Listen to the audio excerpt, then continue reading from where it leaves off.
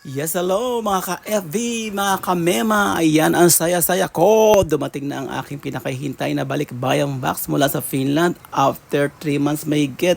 Oh my gosh, alam niyo, pinadala ko yung box na to. I think is last week of August. Ayan, nung pinig up to sa akin, ngayon lang siya dumating. Nauna na ako sa kanya ng mahigit 1 buwan dito sa Pilipinas. Pero syempre, nagkapadalamat tayo sa Panginoon dahil dumating pa rin siya before Christmas.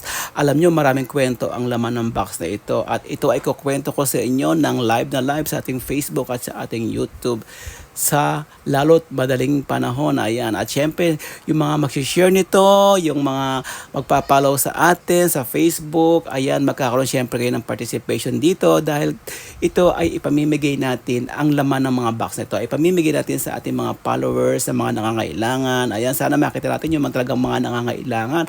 At syempre, i-reveal ko sa inyo kung sino yung mga masuswerte na po pwedeng bigyan ng mga laman ng box na ito. Ayan, syempre kung sino yung mga followers natin, kung sino mag-share, ay makikita natin yan kung sino ang karapat dapat natin bigyan ng mga laman ng box na ito. At dahil magpapasko na, syempre ang box na ito ay pang regalo. Ayan, salamat dahil umabot siya ng Pasko. Kung hindi, nako, malamang nakabalik na ako ng Finland, hindi ko maipapamigay ito sa inyo mga ka-mema at mga ka-FB.